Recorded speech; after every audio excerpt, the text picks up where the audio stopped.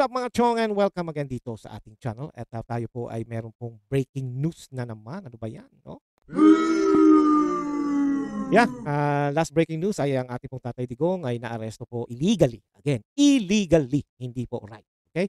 Pero ito naman po, gusto ko lang po i-share ito. No? At alam naman po ito ng iba. At nakikita ko rin po sa Facebook. No? Ay tungkol po ito sa isang, what do you call this, nangyari sa LA daw. No? At sinabi na meron daw namatay doon sa LA, sa hotel kung saan ay, what do you call this, involved daw dito si Butod, di ba? Kaya ewan ko, no? At sa akin lang naman po ay sinishare ko lang naman po sa inyo, no? At in that way ay kahit papaano, lalo na ang ating mga OFW, kamusta nga pala kayo diyan OFW, no? At sana po ay alam ko na ang story na to na sa Beverly Hills sa hotel meron daw namatay. At ang balita raw ay dahil daw sa pagsisighot. So, sino to, no? Sino? Pero maraming nga akong nakitang comment, no? Sa kay Mama Harlika at sa iba pa na binabanggit daw nila dito ay yung isa sa pinakamayaman din sa Pilipinas na meron daw mall sa Pilipinas. I remember this po kasi nung bata pa ako, nasa Pilipinas pa ako, ay pinupuntahan namin yan pag meron kaming bibiling sapatos. No, yan parang yung counterpart ng SM. No? Pero pag nung naalala ko nung araw, pag diyan ka nagpunta, social ka, no? But anyway, kaya ko lang po gusto i-share ito, no? Quick lang naman to, no? Ay may nangyari nga po sa Los Angeles, California. And alam naman po natin na si Butod, no? Lisa Marcos ay secretly na nagpunta po dito sa US. Nakakatawa nga kasi first lady ka, asawa ka ng bangag at public servant, wala ka namang mandato, tapos nagtatago ka pa pumunta rito. At ito meron itong bali-balita na ito raw si Butod, no? Nagtatago ng Butod, no? At kidnapper, sabi ni Mama Harlika, no? Ay sinasabi niya na ito raw po ay nagpunta pa ng Florida para raw kausapin si President Trump at nagmamakaawa na sana naman ay hook up naman siya kay bangag.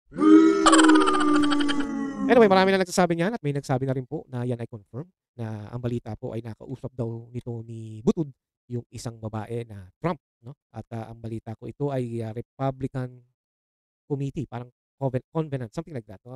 Mataas yung posisyon nito. Ito raw yata ay fiancé o girlfriend ni Eric Trump. I'm not sure if they're married or what, you know. Pero kinausap daw ito at nagmamakawa na sana raw ay makasit down naman ni President Trump si bangag. Well, my advice for President Trump, if you're watching this show, I hope you do, or kung sino man sa mga tao mo sa White House, is just be careful. Baka mamaya ikaw naman ang pa-ICC ng mga bangag. In your dreams, Butod. Baka alam mo matinu-tino naman si President Trump, no? At yan ay hindi addict at galit yan sa addict. Kaya good luck na lang sa iyo. We're sure na naghahanap ka lang ng pamporma, koneksyon na pwede mo ipagmalaki sa Pilipinas, gamitin, you know. At balita ko pa ay dala-dala mo na naman ang mga aso mo dito sa US na gastos naman ng Pilipino. Hindi natin alam kung itong babaeng ito ay sumakay ng private o sumakay ng Philippine Airlines. Actually, hindi naman ito katulad ng mga Duterte na sa economy lang sumasakay. First class siguro to, no? Siyempre, ika nga ay bayad nyo, mga Pilipino, ang pamasahe, pambihira. Paano naman kami? Sana all, di ba? But anyway, tayo lumalayo na at naikwento lang naman yan kasi sa isang vloggers na yan daw ang nangyari dito sa US at since tayo taga-US ay meron po tayong isi-share sa katulad na sinabi ko and I'm pretty sure nasa Facebook na rin na may namatay nga po dito na Pilipino at sabi-sabi nga na ito na po ay baka na-overdose sa pulburon o ito ay pinilit na mag-powder, no? At ito nga po ay may sinabi si Mama Harlika, no? Pakinggan po natin ang quick video niya, no? Kinat ko na lang po to at inilagay ko po rito para ang ating pong ibang mga kasama lalo sa mga OFW ay makita naman kung ano ba talaga ang nangyari, no? At least, no, may idea kayo. Here we go. Yan. Asa na? Ito. May nategi. Kaya hindi pa mauwi-uwi ang bangkay. I don't know kung sino kasi wala naman, hindi ko naman lahat kilala yung mga amiga ni Lisa Canas. Alright? Hindi natin alam kung babae o lalaki. Lalaki. Yung iba nagmamang-mangan. Hindi ako, Pero ito ay mayaman din na tao well, ang dami kasing pwedeng angle. Baka naman itong taong namatay ay matino, tapos pinalaklak at sinalaksakan dito ng pulburon. Pwede. So yan ngayon ang problema ni Lisa Canas. Alzheimer's at pacemaker, yan sabi nito. Yan sinabi ni Mama Harlika na itong taong namatay ay kasama ni Butod, no? Si Butod na asawa ni bangag, no? Si Lisa Marcos. Base kay Mama Harlika. And marami rin naman nagsasabi, hindi naman talaga si Mama Harlika lang, no? At hindi lang siya nagsasabi na, yan nga, si Butod, galing ang Florida, pumunta ng LA, alam niyo naman ang LA, mga chong, di ba? When it comes to drugs, Medyo no offense sa mga taga LA 'no, pero madaling bumili diyan, 'no? At kahit naglalakad ka, aalokhin ka mismo diyan 'no, depende sa lugar, okey? Yes, si Gene Hackman. So eto ngayon ang problema ng Marcos Bangag administration. Paano ngayon ninyo pagtatakpan na may kasama kayong nategi dito sa Amerika pa nategi, sa Los Angeles and sa Beverly Hills, sosyal ang kinamatayan. At least namatay ka sa Beverly Hills. Saan Hindi na, uy, kung mamamatay rin ako basta kahit hindi sa namatay? Ay, hindi ka na pala makakasagot. Saan namatay yung mga friend mo? Doon sa Beverly Hills. So ang question dito mga kababayan, kung ito ay may katotohanan, ay di totoo na may nategi, no? Kung Yep. ito ay allegedly 7 hours ni report, ang That one masyado ng questionable 'yan. Bakit nila ni-report after 7 hours, 'no? 'Di ba dapat dito pagka may nangyari, yung iba nga, naghihingalo pa lang, tinatawag na ng 911, 'di ba? Bakit ito namatay mismo after 7 hours? Are they trying to cover up? Are they trying to keep what's going on? 'Di ba? Alam niyo mga chong, maraming nangyayaring ganyan, 'di ba? Lalo sa pagdating sa mga droga, may namamatay. Kahit naman sa movie, 'di ba? Yung iba tinatapon na lang sa kalye 'pag namatay and who knows, 'di ba? Yan ang nangyayari. The thing here is mga chong, it's really questionable kung totoo man ito na 7 hours after that tumawag. That's a lot of time para ma-set up mo kung anong dapat. Siguro hindi nila magawa, hindi sila makalusot, kaya tumawag na sila ng 911 siguro. kanyang kamatayan, may mga titignan na anggulo ang authority. Pwedeng nag-obstruction of justice. 'Di ba? Ano nila, what do you call it? Tampering, pagtatakpan mo, baka gusto nilang sabihin inatake sa puso. For sure baka yun ang kung sa Pilipinas kasi pwede nilang palabasin Yeah, na tapos yun. inatake sa puso o na ganito na ganyan kasi nababayaran lahat ng kapulisan. Pero dito sa Amerika, mga palangga, hindi mo pwedeng harangan o hindi mo pwedeng i-cover up yung pagkamatay ng isang tao. That's Kasi right. mananagot ka. Kaya I hope managot si Lisa Canas dito dahil kasama Sana. niya ito, according to our report. Kasi magkakaroon kaya hindi pa na-release ang bangkay ayon sa aking informante kasi pagdududa na may foul play kasi nga bakit 7 hours after lang nila ito Ni-report. ni-report Yep. itong pagkamatay ng taong ito. Ngayon, mga palangga, okay? So kung ganito ang kanilang ginawa na pinagtakpan nila, yung mga nakapaligid, whether artista, si Lisa Canas, o kung sino man ang mga kasama nila, mga politiko, lahat yun iimbestigahan kung sino ang kasama ng taong ito nung namatay siya, nung bago siya namatay. Yun. Tuloy natin po. Meron pang kokonti na lang. Yan. Meron pa daw kasama si Lisa Canas na isang designer, okay? Okay, na isang designer na, designer, okay. Ano to pumapasok na ano na, oh shit, sabi ng gym ko, magpumunta na raw ako, tumigil na raw ako. Biglang nagpapa na isang designer na kasama ni Lisa Canas, okay? Well, ito money laundering at kasama dun bago namatay Yun. si itong taong to bago na overdose. Grabe. Pero ipa-process natin ito mamaya mga information, atak. O nga pala. Yun. Thank you, Mama Harlika. Yun mga chong. Kaya ko naman po yung pinakita kay Mama Harlika kasi nga, yun nga lumalabas po dito no, na merong Pilipino. And I don't know if this is just coincidence, but the thing is, ito po yung lumabas na balita. No? Yan. Kung titignan nyo mabuti, kung nakikita nyo, teka nga, tingnan ko nga natin. Gurgur, yan.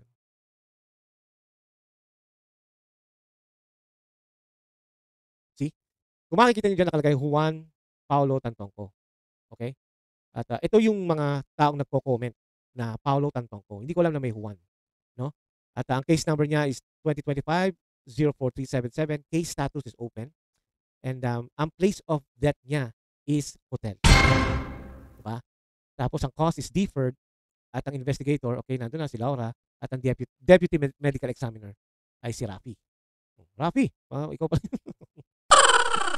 But anyway, sabi dito, ethnicity is Asian, male, at ang kanyang body status is ready for release.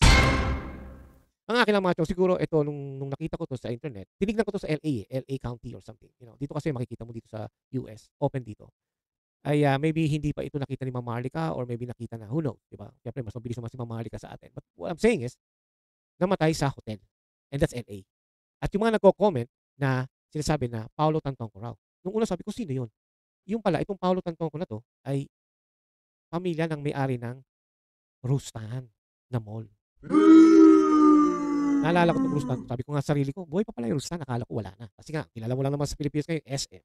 Di ba? Yan ang mga kilala mo. SLR ba yun? SNR? Di ba? basta 'no, tayo naman kasi hindi na tayo mukhang mall, hindi katulad ng bata tayo 'no. And the thing here is also, if you're going to check it out 'no, dito sa website, yan, puntahan natin ang website, buksan natin, yan. Oh, bumalik na naman. Hmm, saan na 'yan? Teka, sandali lang. Yun, yan, 'di ba? So, nakalagay dito 'no, ito, yan, County Law of Los Angeles Medical Examiner. Yun, yung case number yun pa rin, ang name Juan Paulo Tantongco, 'no, nakikita niyo diyan, ayan. Hmm. Ang date of death is March 8, 2025. Ito yung yun nga sinabi kay Ma'am Maharlika na may namatay kung saan sa Beverly Hills yan at nakalagay nga place of death hotel, yan, 'no? And he's Filipino and he's one of the owner ng Rustan Mall sa Pilipinas. So obviously baka ito ang kasama ni Butod, we're not sure, 'di ba? I'm not saying na baka ito yung pinatay ni Butod, 'di ba? Ay ibig sabihin ay, coincident naman 'tong nangyaring 'to 'no, hotel, tapos Pilipino, 'di ba? Tapos unknown pa. At sabi nga ni Ma'am Marlica na ito raw po ay iimbestigahan. Sana nga maimbestigahan. In that way, dito sa US kasi pagka may namatayang ganyan, iimbestigahan, sabit yung mga kasama. No matter what. Kahit pa sabihin mo, "Uy, wala akong ginawa. Uy, sabit lang ako diyan o napasama lang ako diyan." They're going to investigate it. And I hope magtuloy-tuloy 'to para mapahiyaya kung sino man yang hinayupak na 'yan. Kasi this was look like drugs na naman 'no, na overdose, 'di ba? 44 years old yung tao mga chong. Bata pa. 'Di ba? At malay niyo may nagsasabi rin na baka raw ito raw ay hindi naman talagang nagda-drugs, pinilit lang, 'di ba? Okay, balik tayo. 'Yun ang ibig ko sabihin mga chong 'no, kaya nga ito ang sabi ko sa inyo na 'yan ang breaking news 'no, si Paulo Tantongco. Hindi natin alam kung ito ba yung binabanggit ni Ma'am Marlica o ng iba, ito ba yung baka na-overdose or ito ba yung pinipilit na tumira at ito ba yung kasama ng unang ginang ng chaos ng Pilipinas, 'di ba? Kaya naman may message si, Glenn Chong, Attorney Glenn Chong kay, Butod Lisa Marcos Araneta. Ang sabi dito, hindi lang balakubak ang nagsilayasan. Nalaglag na talaga lahat ng buhok ni Lisa Marcos dahil malaki ang problema niya ngayon sa US. 'Di ba? Namatay ang isang kasapi ng stalking entourage niya sa LA. Di umano 7 oras ang lumipas bago nila ito ni-report. Failing to report the death which qualify for a coroner to investigate in a crime in the US. Baka ma-issuean si Lisa Marcos ng show cause order ng kapulisan sa LA. What you do to me will happen to you. Baka nga. Kaya sana mga chong hindi makalusot ito sa LA 'no. At, alam naman natin dito sa US iba kumpara mo sa Pilipinas. Kung sa Pilipinas 'yan, tapos na. Dahil sila may power, eh. Ang pinagtataka ko lang, sabi nila, sabi ng iba, malamang daw 'to sinadya. Ngayon ang tinatanong ko naman, kung sinadya 'to, bakit sa dami ng lugar dito pa sa Amerika gagawin? And mahigpit dito when it comes to that. Now, let's go back to the 7 hours na sinasabi nila tumawag sila after 7 hours ng 911.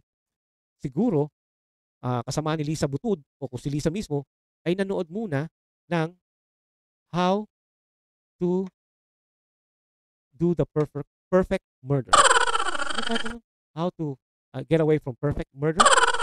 Kasi may gano'n show, eh, 'di ba dito sa Amerika. And then pinanood niya, siguro hindi umubra. Sige na, tawag na tayo ng 911. Gawa-gawa na tayo ng story. Sabihin ng mga kasama niya, "Sigot muna habang pagdating ng mga pulis." But anyway, kaya ko naman 'to gustong malaman niyo mga chong is in that way, ma-aware din kayo. Think about it.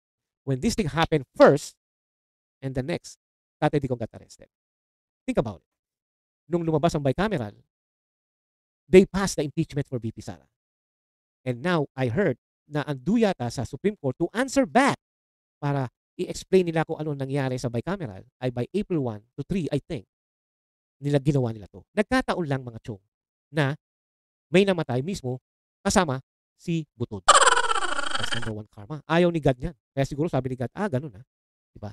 But the thing is, may pangontra agad ang mga adik ng Malacanang to arrest Tatay Digong para yung mga tao dun mapunta yung simpatiya, mawala yung kanilang atensyon dito sa LA na may namatay na involved daw or kasama ang unang ginang gurgor ng Pilipinas. Think about it, guys. Nasa right timing ang mga nangyayari ngayon. Pattern, ika nga. Yari tayo sa Supreme Court, impeach Sara agad. Bilis. Ang gagawin nila sa Hong Kong, pahuhuli na si Tatay Digong, planado pa lang, no? And then suddenly nangyari itong namatay sa LA, sa hotel, sa Beverly Hills, minadali ang arrest warrant kay Tatay Digong illegally, di ba? So these are really planned and the right time para sila makapag, So all I can say about this mga chong is we have to not to forget, we have to watch this. Kahit masabihin na natin unfortunately nahuli si Tatay Digong and we know na may bail ban yan, makakalabas ang ating tatay. No? Pero wag natin kalimutan na may namatay sa LA na Pilipino, na taga-Pilipinas, na milyonaryo, na may-ari ng Rustan. Hindi natin alam kung ito ay kasama ni Butod, pero marami ang nagtuturo na kasama ito ni Butod. That's number one. Yung mga winalang yan ng Congress sa pera, sa bicameral, number two. Actually, yun nga number one. Yung impeachment, kino-cover up nila para mawala ang attention nila sa tao. Mga chong, magulo ang Pilipinas. Napakagulo. It's so sad na hindi mo na alam kung saan katatakbo when it comes to asking help from the government. Wala na po nun. We are all F up here. No? Kawawa ang ating mga kapwa Pilipino. Kaya mga chong, akin lang po, let's watch, let's be aware, and make sure na wag natin kakalimutan ito. Dahil yan ang gusto nila. Nililigaw nila tayo. Ganyan ang mga addict. One of the addict talent is magsisinungaling yan at gagawa ng diversion para hindi siya mapansin. Ganyan ang addict. At yan ang nangyayari sa Malacanang. Okay? Alright, hanggang dito na lang po at sana po ay naintindihan at sana po ay nagustuhan nyo ang ating pinag-usapan. In case po na kayo po ay may tanong, mag-comment lang po kayo. Okay? And again, sana po ay wag po natin kalimutan. Subscribe, like video, comment, share, at syempre po mag-bell notification po natin ay ilagay natin in that way para pag may video po tayong ganyan ay meron po tayong makikita nyo agad. Okay? Again, in behalf of Chong Talks, let's pray for Tatay Digong, Vice President Sara, at syempre po ang importante, ang Pilipinas. We are in a hot seat. We are in shit, mga Chong. Magdasal po tayo sa ating Panginoon na sana po malampasan natin to. Okay? Again, maraming salamat at mahalin po natin ang Pilipinas. Thank you again. God bless.